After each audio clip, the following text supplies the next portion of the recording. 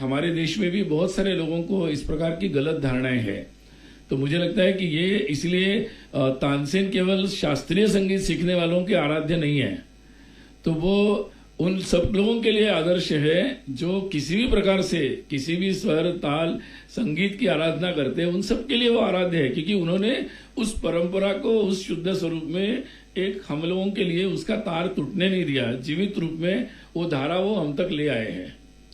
और इसलिए आज जब उनको हम स्मरण कर रहे, हमारे देश में संगीत का जो प्रसार था तानसेन जी के काल में भी ऐसे बहुत सारे उदाहरण हैं उनके जीवन के बारे में, और जो लोगों ने जो लिखा है या उनके तत्कालीन समय में, तो पूरी दुनिया में अगर हम देखेंगे तो इस तरीका की संगीत परंपरा नहीं है। इसलिए हमको अगर टाइम फ्रेम में देखना है, अगर 1500 में दुनिया भर में क्या हो रहा था संगीत के क्षेत्र में, अगर हम इसको देखेंगे तो समझ में आता है कि तानसेन जो गा रहे थे या तानसेन जिस प्रकार की शास्त्र की पद्धति से स्वर के साथ खेल रहे थे वो कितने उच्च कोटि का था। मतलब केवल आज हम देखेंगे तो शायद हमें समझ में नहीं आएगा, लेकिन अगर वर्ल्ड में कंटेम्प्रेरी वर्ल्ड में क्या चल रहा था उस तुलना अगर हम करेंगे तो हमें ध्यान में आता है। और उस विपरीत परिस्थिति में भी जब परिस्थिति अनुकूल होगी तो वो और कितने तरीके से वो बातें होती होगी। तो आज मुझे लगता है कि ये एक ऐसा समय है जब हम भारत के रूप में आगे बढ़ रहे हैं, तो हमारा विकास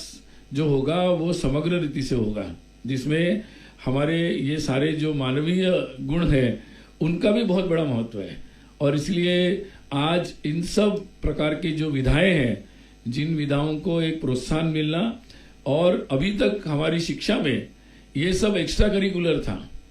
अभी अच्छा हुआ है कि नई राष्ट्रीय शिक्षा नीति में ये सभी जो एक्स्ट्रा करिकुलर बातें थी,